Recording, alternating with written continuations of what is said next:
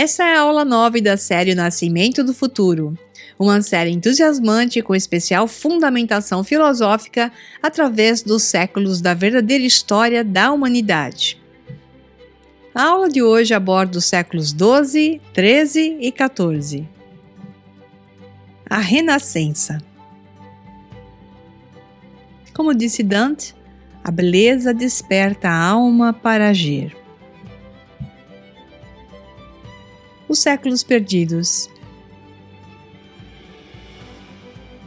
À medida que nossa história atinge a Idade das Trevas, devemos pular vários séculos antes de podermos retomar a narrativa, pois muito do conhecimento daquela época se perdeu para nós. Por isso, a chamamos de Idade das Trevas. A grande luz da razão desapareceu da Terra, a deixando na escuridão. Durante esse período, o Império Romano se tornava mais poderoso, escondido por debaixo da Igreja de Roma, que agora visava se unir aos ritos dissidentes. Enquanto a Terra foi arrebatada pelo terrível novo poder que a dominou, aqueles que ainda possuíam o pouco que havia restado do conhecimento e sabedoria antiga fizeram de tudo para os preservar. Nestes tempos, apenas possuir uma fração dessa informação colocava a pessoa no mais grave perigo, mas o simples fato de que algo disso foi resgatado é o maior testemunho da coragem e bravura daqueles que preservaram um pouco de um glorioso passado, mesmo quando as probabilidades apostavam contra eles. Foi por isso mesmo que, durante a Idade das Trevas, a Igreja Católica Romana se tornou o poder absoluto na Europa. Como tal, a Igreja controlava todos os aspectos da vida, de acordo com o seu dogma. O paganismo foi expurgado da porção do Império Romano que cobria o sul da Europa, sendo que a atenção da Igreja se voltou para o norte, onde ele ainda prosperava.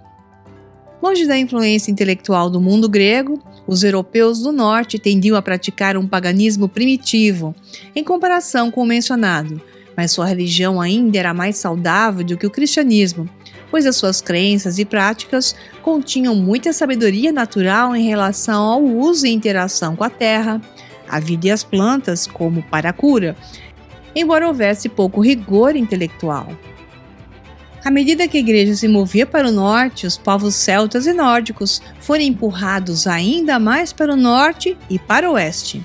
Durante séculos houve muita resistência à igreja, principalmente na Escandinávia e na Grã-Bretanha, em áreas onde um resquício da influência pagã ainda pode ser sentido. No entanto, devido à força militar, eventualmente a igreja prevaleceu e, uma por uma, a cultura pagã caiu frente ao seu poder. Nesse momento, a situação havia mudado. Para derrotar o paganismo grego-romano, os padres cristãos foram conduzidos a um certo intelectualismo.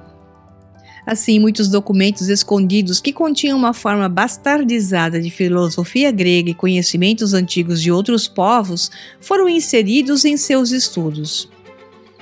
Na Idade das Trevas, qualquer tipo de filosofia ou intelectualismo foi tirado das pessoas comuns e controlado inteiramente pela Igreja, principalmente na forma de monaquismo.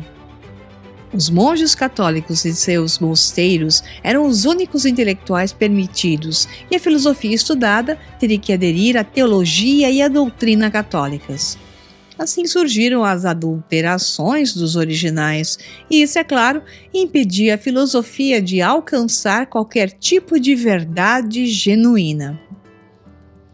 Durante a Idade das Trevas, outro ramo do judaísmo surgiu no Oriente Médio.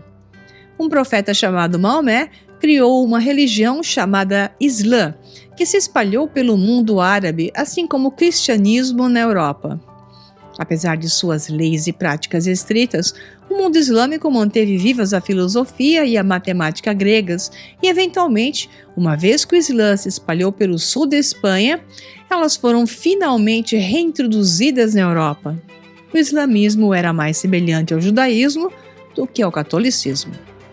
Enquanto a Igreja Católica era uma entidade estritamente organizada, capaz de se espalhar rapidamente pela Europa e controlar todos os aspectos da sociedade, o Islã carecia de qualquer tipo de estrutura centralizada. Como tal, era muito mais fácil para os intelectuais prosperarem no mundo islâmico do que no católico, pois, sem o poder do controle da igreja, todos os tipos de filosofias heréticas estavam sendo preservados, apesar da extrema irracionalidade de outra religião que pregava a fé cega e a submissão total. Um exemplo disso está na minha resenha sobre o filme O Físico, de 2013, baseado no livro de Noah Gordon, que você poderá encontrar facilmente em meu canal do YouTube. Em uma das reviravoltas mais estranhas de nossa história, essa nova religião foi, na verdade, parte do motivo pela qual a razão sobreviveu à Idade das Trevas, fornecendo uma chance para a verdadeira filosofia vazar de volta para a Europa. A redescoberta da filosofia grega na Europa assinalou o primeiro despertar da Idade das Trevas, embora o intelectualismo ainda estivesse confinado aos mosteiros. Mas agora, uma nova forma de filosofia católica surgiu, conhecida como escolástica, que era basicamente teologia católica combinada com a filosofia de Platão e Aristóteles. A escolástica atingiu seu apogeu no século XIII, com a obra de Tomás de Aquino, talvez o maior dos escolásticos. Altamente influenciado pelos mestres gregos Platão e, em especial, Aristóteles, Tomás de Aquino iniciou um programa de interpretação do dogma católico no contexto da filosofia grega. Enquanto o dogma baseado na fé impediu a escolástica de ser um verdadeiro reflexo na existência, os elementos gregos reintroduziram o racionalismo na Idade Média. Aquino usou métodos de raciocínio dedutivo para chegar a conclusões que sustentavam elementos da teologia católica, como a existência de Deus, entre outros aspectos. Embora a escolástica fosse escrava do dogma cristão, seu uso do racionalismo viu o renascimento do intelectualismo no mundo, sendo um momento importante na história. Novamente, o maior problema aqui era a falta de educação para as pessoas comuns. Enquanto Tomás de Aquino e outros filósofos escolásticos estavam usando o raciocínio dedutivo para afirmar seus dogmas, pessoas comuns estavam simplesmente sendo controladas, contando histórias da Bíblia e instruídas a simplesmente aceitar tudo e ter fé. Os padres liam a Bíblia em latim, uma língua que agora não é mais entendida pela maioria das pessoas comuns. Como tal, o povo simplesmente tinha que confiar que seus padres tinham os melhores interesses em mente. Infelizmente, esses padres serviram quase que unicamente para manter níveis extremos de ignorância e obediência entre as pessoas comuns da Europa. Nos mosteiros, no entanto, o racionalismo teve uma espécie de estranho retorno. Ao partir das premissas corretas, o processo de raciocínio puramente dedutivo só pode chegar à verdade. Isso era conhecido dos filósofos gregos. Os escolásticos, no entanto, estavam usando o processo de raciocínio dedutivo, mas estavam partindo de premissas baseadas nas afirmações selvagens feitas na Bíblia. A razão estava sendo usada, mas estava sendo distorcida para apoiar posições completamente irracionais. Mesmo assim, a escolástica é uma parte importante da nossa história. De uma forma ou de outra, a razão encontraria seu caminho de volta. Os cátaros. Parece quase coincidência que o ponto alto da escolástica e a reintrodução da filosofia grega na Europa tenham coincidido com o reaparecimento do pensamento gnóstico no mundo. O gnosticismo foi declarado herético pela Igreja primitiva e, como tal, foi perseguido. Como o paganismo, o gnosticismo foi forçado para as profundezas do subterrâneo e, como um pagão, persistiu durante os anos de escuridão. No sudoeste da Europa, principalmente Espanha e França, com pico no século XIII, surgiu uma nova seita gnóstica conhecida como os cátaros. As origens dessa misteriosa seita não são claras, mas suas ideias se tornaram populares naquela parte do mundo e época, de tal forma que a Igreja não poderia deixar de notar. Embora aparentando estar de acordo com o cristianismo a princípio, O catarismo logo revelou uma natureza herética do ponto de vista da Igreja, na medida em que eles, assim como os antigos gnósticos, consideravam o Deus do Antigo Testamento o Criador do universo físico, como o grande mal do universo. Eles acreditavam que as almas humanas eram puras, mas estavam aprisionadas em corpos físicos impuros, condenadas a encarnar continuamente no mundo físico até que alcançassem a salvação e se reunissem com o verdadeiro Deus. Com esse ressurgimento da maneira gnóstica de pensar, o catarismo cresceu e se tornou uma comunidade considerável, um oásis de luz em um mundo de trevas. Eventualmente, o catarismo se tornou tão popular que a igreja foi forçada a agir e uma cruzada foi lançada contra os cátaros. Em 1209, a cidade de Béziers, no sul da França, um centro do catarismo, foi atacada por forças católicas. Eventualmente foi dada a ordem de simplesmente massacrar todos os habitantes da cidade, sejam cátaros ou não, com o líder católico Arnaldo Amaury supostamente declarando: "Mate todos eles, o Senhor reconhecerá os seus." Aqui temos quase todo o ponto crucial de nossa história condensado em um evento. Um grupo prega paz e amor, mas mantém altos níveis de ignorância, fé e irracionalidade selvagem.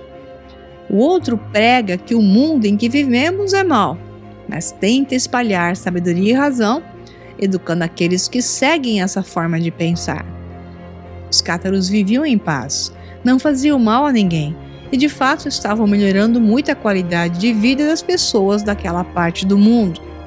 É conhecido que uma parte dos templários coletou esse conhecimento ou talvez até tenham sido os responsáveis pelos castelos, fortalezas e alguns exércitos cátaros. Para conhecer melhor esse assunto, eu sugiro que vejam uma aula gratuita que está no meu canal do YouTube com o nome de Webinário 2 de 3, A Corte de Lúcifer, os Mistérios Revelados. De acordo com a lenda, um pequeno número de cátaros conseguiu escapar pelo penhasco íngreme do outro lado da fortaleza, carregando com eles os lendários tesouros cátaros. Quer a lenda do tesouro cátaro seja verdadeira ou não, ela continua sendo uma metáfora poderosa para a nossa luta. Não importa o quão poderoso seja o controle irracional, não importa o quão cruelmente eles nos ataquem, desde que nosso tesouro seja mantido a salvo, nossa busca pela verdade e a sabedoria não pode ser derrotada. Os cátaros desapareceram, mas sua maneira de pensar não. Uma chama foi acesa e o fogo logo se espalhou. A heresia contra a igreja havia sido desencadeada e a grande guerra estava pronta para começar novamente. Dante. Nessa época as coisas não pareciam tão promissoras. Com o poder da Igreja Católica em toda a sua força, tendo exterminado os cátaros e desmembrado e dissolvido a organização dos Cavaleiros Templários, pode ter parecido que a Idade das Trevas se tornou mais sombria do que nunca. No entanto, o ressurgimento da resistência gnóstica foi o prelúdio para o grande renascimento do brilhantismo, da criatividade e da filosofia humana, conhecido como Renascimento.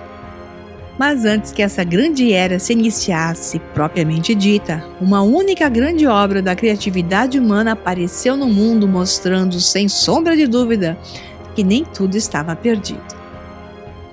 A Grécia Antiga havia dado ao mundo os grandes poemas épicos de Homero e Roma, que nos havia concedido os de Virgílio e Ovídio, mas, após o fim da Antiguidade, parecia que tal brilho literário nunca mais agraciaria o mundo. Até então, patrocinado por grupos de poder que visavam o Renascimento, um novo gênio criativo apareceu na Itália, o grande poeta Dante Alighieri, que escreveu uma das mais magníficas criações literárias que o mundo já viu, sua Divina Comédia. A filosofia católica alcançou seu apogeu no final do século anterior com o trabalho de Tomás de Aquino e os escolásticos. E sua filosofia e teologia foi uma grande influência em Dante, que era católico. No entanto, Dante fez algo muito maior. Ele criou uma obra artística de grande imaginação que apresentava todo o conhecimento do mundo disponível e permitido para a época.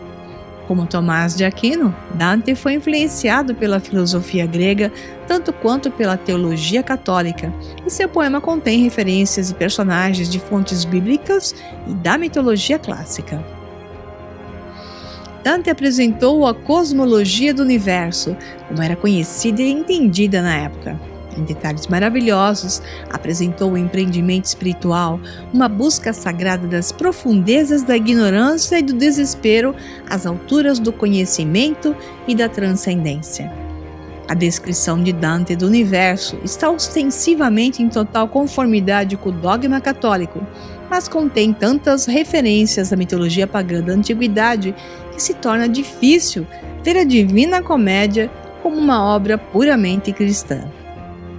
Dante parece estar na fronteira entre o cristianismo e o paganismo clássico, entre a submissão do catolicismo e o anseio herético pelo conhecimento do gnosticismo. A comédia é também uma união perfeita de mitos e logos, pois apresenta a cosmologia e a filosofia da época, contada através da poesia rica em simbolismo e beleza. A estética apresenta padrões dionisíacos e apolíneos. Nunca um artista apresentou de forma tão maravilhosa todo o conhecimento de seu tempo em uma única obra de majestade criativa. Dante descreve a visão cosmológica do universo como era conhecida em sua época. Ele começa sua jornada mergulhando profundamente na terra sob a qual está localizado o próprio inferno. Ele desce cada vez mais baixo, através dos círculos do inferno, até chegar ao próprio Satanás, no poço mais profundo no centro do mundo. Em seguida, Dante chega ao Monte Purgatório, que se ergue do inferno, mas no hemisfério sul da Terra. No topo dessa montanha está localizado o Jardim do Éden, e após isso, Dante começa sua jornada para cima, pelas esferas de cristal dos céus, se aproximando cada vez mais do divino, até chegar ao topo, o nível mais alto conhecido como Empírio, onde ele se envolve na visão beatífica, a união com o próprio divino. Dante viajou por toda a gama de possibilidades disponíveis em nosso mundo, desde o mais escuro abismo do inferno até as maiores alturas do paraíso. O poema é dividido em 3 seções principais: Inferno, Purgatório e Paraíso. Cada um desses 3 reinos é dividido em 9 círculos, com o nível final de cada vez, trazendo o total para 10. Esses níveis finais sendo, em primeiro lugar, o reino de Satanás no inferno, em segundo lugar, o Éden, no pico do purgatório, e finalmente, o Empírio, no nível mais alto do paraíso. Essa estrutura quase matemática é refletida ainda mais na estrutura do poema, com cada uma das 3 seções divididas em 33 cantos. A primeira seção, Inferno, também tendo um canto introdutório, elevando o total para 100. O poema é, portanto, uma obra-prima de forma e conteúdo perfeitamente equilibrada com precisão matemática. Embora ostensivamente uma obra cristã, a Divina Comédia pode, no entanto, ser interpretada de uma forma gnóstica, que é muito relevante para a nossa história e nosso sistema. Ele começa sua jornada no inferno, o que é significativo. Em seguida, parece rejeitar a ideia cristã convencional de uma alma sendo enviada para o céu ou para o inferno após a morte, dependendo do seu comportamento enquanto estiver na Terra. Em vez disso, Dante percebe que só se pode alcançar o divino atravessando primeiro o inferno e o purgatório.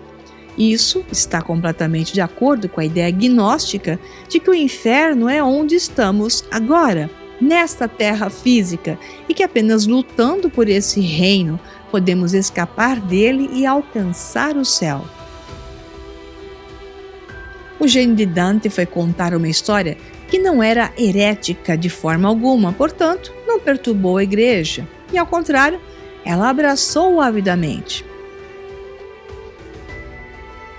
No entanto, para aqueles com os olhos para ver, a história de Dante oferece um relato poético da cosmovisão gnóstica, uma heresia secreta escondida à vista de todos. No poema se viaja pelo horror do inferno e pela luta do purgatório, ganhando conhecimento e sabedoria à medida que se avança antes de subir pelas esferas do céu até o topo e se juntar ao divino. Para qualquer gnóstico, Dante não está descrevendo simplesmente como entrar em contato com o Deus cristão, mas na verdade descreve o processo de se tornar um Deus. Por necessidade, o gênio poético de Dante esconde essa heresia secreta dos leitores cristãos convencionais. O poema de Dante é notável por ter sido escrito na língua vernácula de Dante, o italiano, em vez do latim convencional, que era a língua literária da época. Representa, de certa forma, um indivíduo conseguindo transcender a natureza supressiva da dogmática Igreja Católica, levando o conhecimento de forma acessível a pessoas comuns. Embora Dante não contradiga a teologia católica, ele ainda assim consegue criar uma descrição da realidade mais completa do que qualquer coisa tentada por outra fonte oficial, seja o trabalho de filósofos católicos como Aquino, ou mesmo a própria Bíblia. Seu trabalho alcança um nível mais alto de transcendência e injeta suas próprias ideias, de forma que quase são tomadas como um novo dogma para uma nova versão de sua religião que ele idealizou para si mesmo. Ao criar uma obra que apresenta um relato maravilhoso e completo da realidade, embelezado pelo mais alto nível de qualidade literária, Dante tirou a religião da igreja opressora e a devolveu ao indivíduo. Claro, a verdadeira filosofia da realidade, ela é absolutamente objetiva e universal. Mas Dante nos mostra como a podemos interpretar criativamente em nossa própria maneira individual, assim nos libertando da sistematização obrigatória das estruturas terrenas que procuram nos manter para baixo. Estamos todos sofrendo aqui no inferno e devemos descer às suas profundezas mais sombrias, se quisermos emergir para o outro lado e começar as provas do purgatório que conduzem para frente e para cima, em direção ao paraíso e ao próprio divino. Na verdade, esse não era um tema novo. Ele vinha sendo representado desde a antiga Suméria, com a lenda de Inanna e Dumuzid, também conhecido como Tammuz mais adiante, cujos elementos foram utilizados na história de Jesus. E muito mais tarde, Nietzsche a consagrou em sua filosofia, da mesma forma que a conhecemos hoje, com o perfil de A Jornada do Herói. O poema termina com os versos: "Mas agora minha vontade e meu desejo, como rodas girando com o movimento uniforme, giravam com o amor que move o sol e todas as outras estrelas." Sendo a intenção dos que o patrocinaram, Dante, com uma única obra, desferiu um grande golpe contra o poder da igreja. Sem o conhecimento dela, simplesmente por abraçarem essa obra maravilhosa, eles estavam semeando as sementes de seu enfraquecimento. Dante havia apresentado uma ideia de religião que permitia ao indivíduo seguir sua própria jornada rumo à divindade, livre do controle da igreja. Somos todos como Dante na Divina Comédia. Todos nos encontramos nas trevas, nas fronteiras do próprio inferno, com uma escolha a fazer. Podemos escolher permanecer onde estamos, na escuridão, mas relativamente a salvo de todos os horrores do inferno, ou podemos começar uma jornada em direção à luz brilhante do céu, embora isso signifique atravessar as profundezas do inferno e suportar seus horrores. Como Dante, não precisamos estar sozinhos nessa jornada. Outros podem nos acompanhar ou guiar. E que melhor guia pode haver do que o próprio algoritmo desta realidade, aquele que se deve buscar, o sistema integrado de existência. Integrar todas as partes de si mesmo por agora estarmos conscientes de tudo o que somos. Diga não à ignorância e sim ao despertar da consciência. A próxima aula será a aula 10, a última aula desta série. Aguardo você lá.